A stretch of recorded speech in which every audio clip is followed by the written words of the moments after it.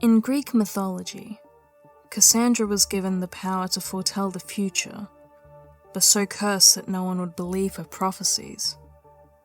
When Robert shared the following story with me, I couldn't help but be reminded of how fate often mocks us, as it did Cassandra. Robert was a colleague of my friend Steve and new to our little circle. When that circle includes a few psychology graduates, deep and meaningful conversations tend to be par for the course. For example, does free will exist, or is every decision we've ever made, and ever will make, already determined before we were even born? Does the future already exist? Can it be predicted or changed? You know, the usual circle jerk philosophy questions great thinkers have debated over for millennia. For us, these discussions were just a way to pass the time. We never really expected to have a definitive answer. But when Rob tells us he knows the truth, and had a mind-bending story that could prove it, we listened closely. He would even share with us in detail the experiments he had run to test the hypotheses, but also warned us we may not like the answers. With such a build-up, how could we not pay attention? Within psychology circles, it's somewhat cliché to say that the concept of now is really an illusion.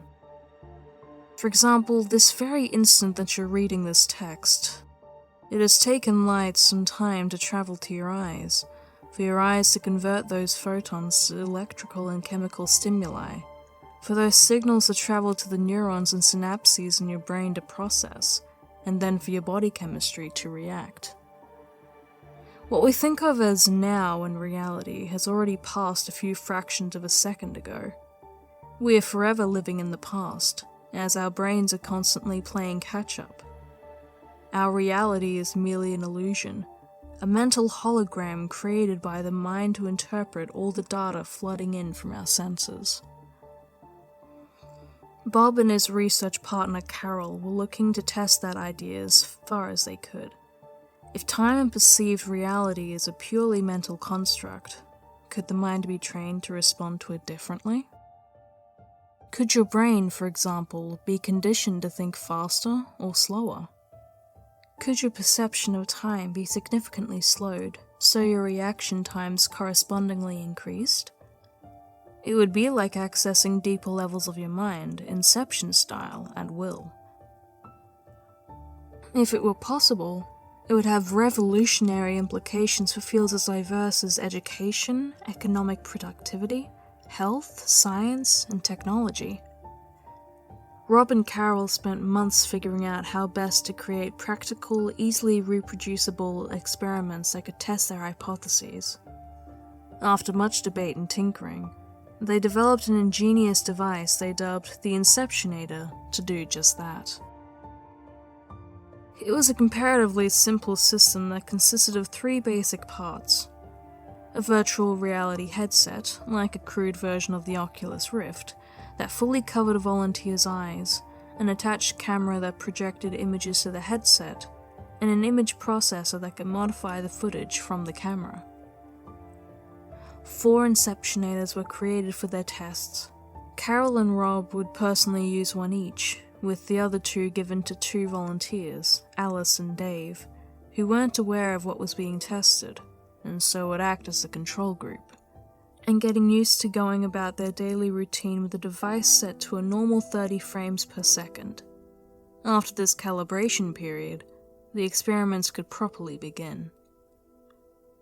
The first of their experiments involved reducing the frame rate from the camera stream by half, dropping to 15 frames per second, so each frame lasted twice as long.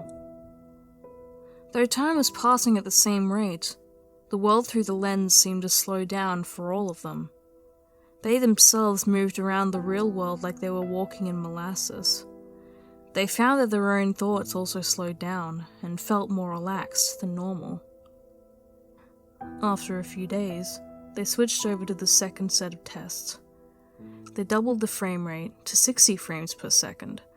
Everything seemed like hyperreality, a lot more fluid than usual, but otherwise had no appreciable impact on their perceptions or abilities. For the third experiment, they flipped their projected image to be upside down. This test for perspective change would also alter their thinking processes.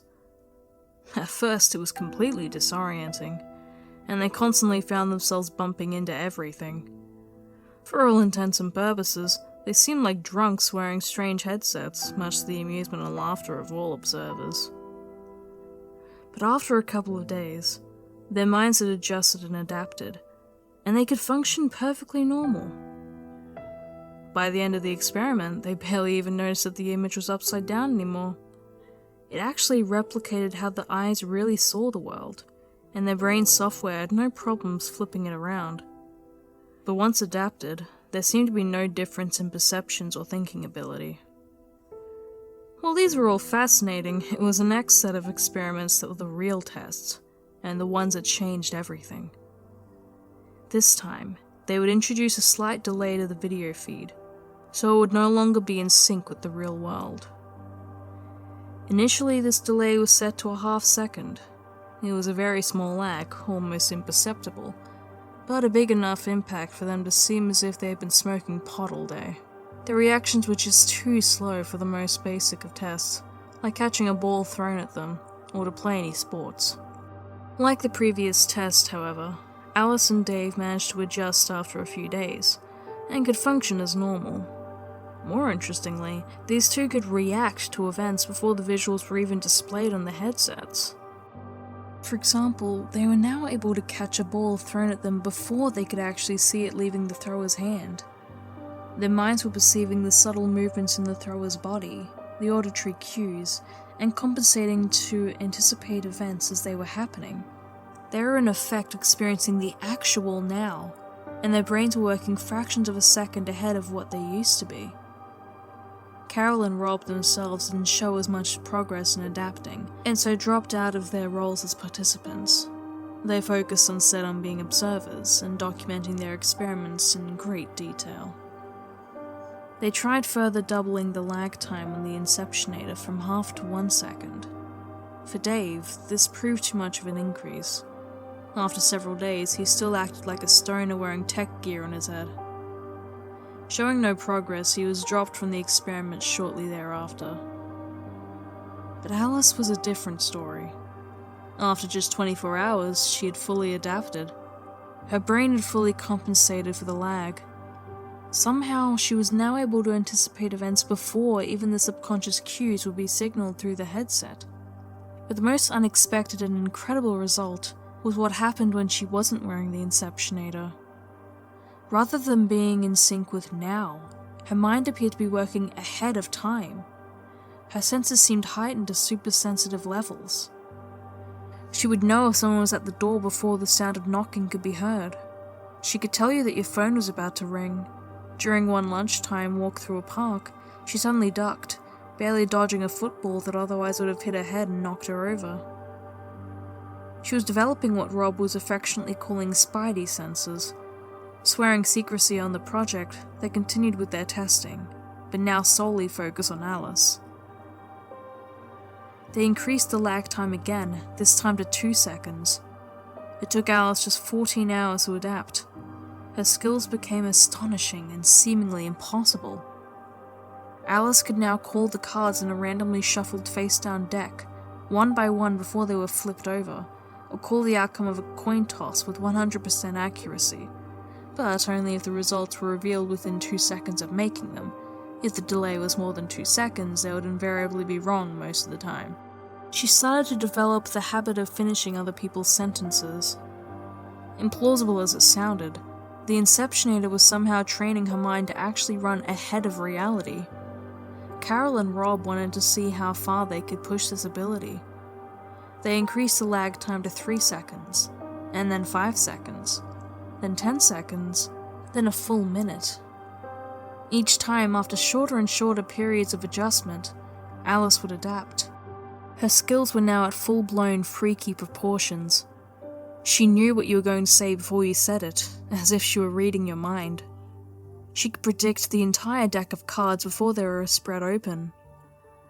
One weekend, they even had the bright idea of testing her skills at blackjack in a casino. They won over $17,000 before the pit boss accused her of card counting and had them banned. It was clear that her mind was somehow seeing into the near future, and they had the tool to train this ability. It was clear that her mind was somehow seeing into the near future, and they had the tool to train this ability. It was an incredibly exciting time for all of them. Though they had some debates about the ethics of continuing this experiment, the promises of this incredible scientific discovery were too tempting to resist. They were on the cusp of being able to answer the great philosophical questions about the nature of space-time and causality, to prove if the future was written in stone, or if the flow of the great river of time could be rerouted. But they needed more specific experiments designed to test specific variables. There seemed to be rules and limits to what Alice could predict. Her accuracy was strong only within her lag time limit, or temporal horizon as coined by Carol. Outside of that, her guesses were not better than random chance. This itself was creating new paradoxes that they needed more time and tests to explore and unravel. For example, why did this temporal horizon exist? Was it because the future knew what choices she would have made and she was simply able to predict them because she'd already made them?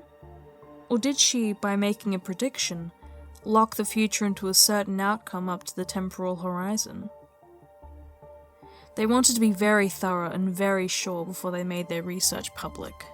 Another unexpected side effect of the experiments was that after months of conditioning with the Inceptionator, Alice's brain no longer required it to continue honing her abilities.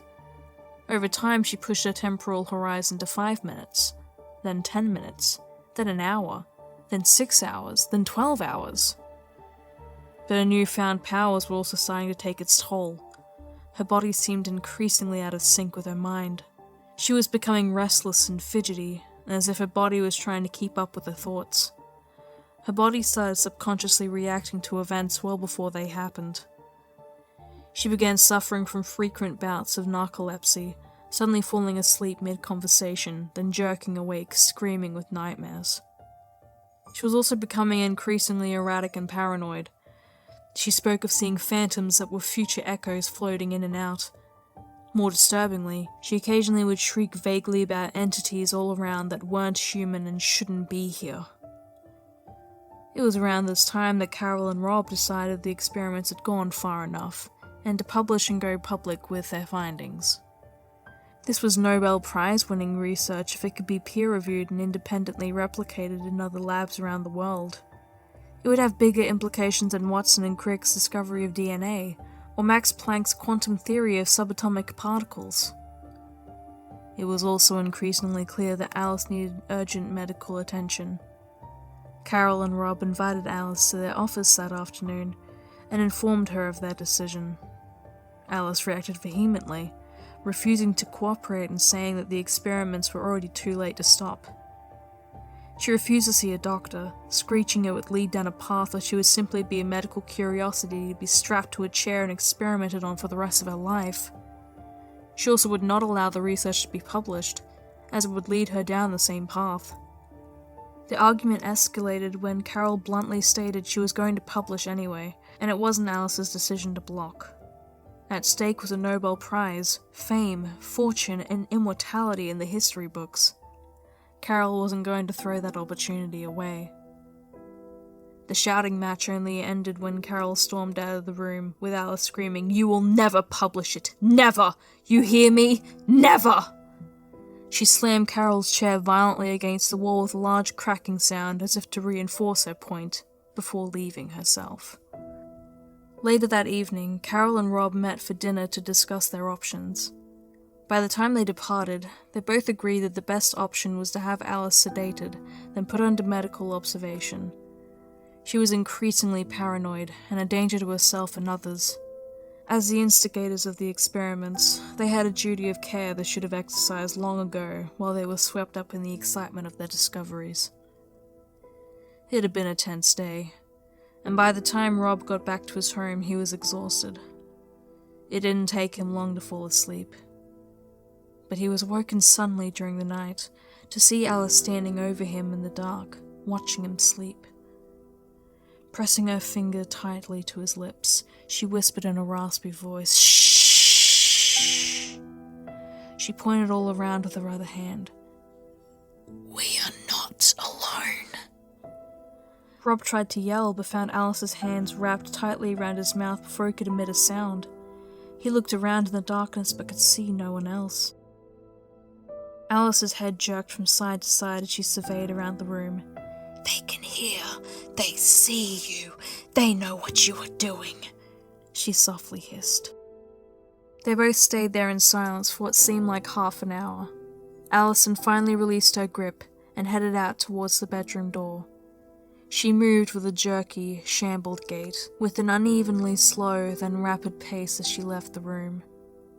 Rob took a deep breath to gather his thoughts before he reacted. It was then that he noticed that her shadow was still silhouetted against the wall, and only drifted out slowly to follow her long after she had gone. Rob quickly got out of bed to relock the front door, wondering how she even managed to get in. He was freaked out by the whole incident, and wasn't sure if he dreamt the whole incident. His heart was pounding, and he was just about to dial the police when he decided it would be better to talk to Carol in the morning first. He double-checked the locks, then went back to his bed into a shallow, fitful sleep. When he awoke the next morning, he felt groggy and terrible. He added panic to that list when he realized he missed his regular morning alarm by a couple of hours. It had somehow been switched off. When he did finally arrive at his office 3 hours later than usual, it was to a scene of chaos as firefighters were putting out a raging blaze that had consumed half the building. A forensic investigation would later declare it to be an accident, caused by a cracked power socket next to Carol's desk chair, sparking a fire when she turned on her computer. In her panic, she had accidentally toppled over the piles of books and research papers stacked around her, trapping her as the fire spread rapidly, consuming her, their research, and their equipment. Rob would later find his personal backup files and the ones at Carol's homes were missing, and all their online backups of the research deleted. It was becoming obvious that Alice knew what they had planned for her. How could she not? She was 10 steps ahead of their every move. After dealing with authorities, Rob went to Alice's home a few days later to confront her. He found her front door was unlocked. He barged in and almost retched at the sight before him. Alice was disheveled, and her previously youthful features seemed to have aged decades overnight. Her hair was a tangled mess, matted and clotted with blood. He was horrified to see she had deep, bloody gouge marks all down her face, neck, and arms. Tiny strips of dried flesh hung from her long, jagged and dirty fingernails, along with the remains of 2 eyeballs still hanging by their optic nerves. She stared at Robert through the gaping holes where her eyes used to be and hissed, "I've been expecting you." She stalked around the room more gracefully than she had in weeks, like a tiger sizing up its prey. When she spoke, it was with greater clarity and power than ever before. "Oh, why so shocked? Why the pity, the horror and revulsion you feel when you gaze upon me? Are you not proud of your work? Does it offend you? Does it disgust you, this wretched, walking corpse you see before you? Well, know this. It's but a pale imitation of what I see when I look upon everyone. I see all your deaths, unwilling, screaming, pitiful, painful. You all already dead, you just don't see it yet. But I do. I see it all. That's all I see." As Alice's maniacal laughter filled the room, Robert had to run from the room to puke outside. After wiping his mouth, he pulled out his phone to call for the police and an ambulance. By the time they arrived a few minutes later, Alice had already gone, leaving only a fluttering curtain blowing over an open window. The police filed her away as a missing person. She still has not been found, nor is it expected that she ever will be. Over the years, Rob had moved around the country and even tried to replicate the experiment once. The siren's call of rebuilding his research was too big a lure to resist. But he never got any further than the first week. All his volunteers get freaked out, claiming to see a disheveled, mutilated face just outside of their vision and phantom fingers brushing against their arms and face when they have the headsets on. At night, a few would see that face staring at them through the background of a mirror. Rob finished his story by asking if any of us were willing to be his new volunteers and to share in the glory of his discovery.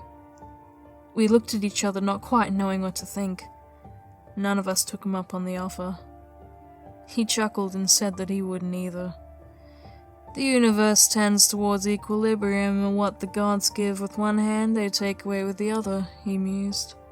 Second law of thermodynamics. Or simply stated, there ain't no such thing as a free lunch. He'd resigned to himself that research would never be completed. After all, how could I possibly outsmart an opponent who already knows how the game will end?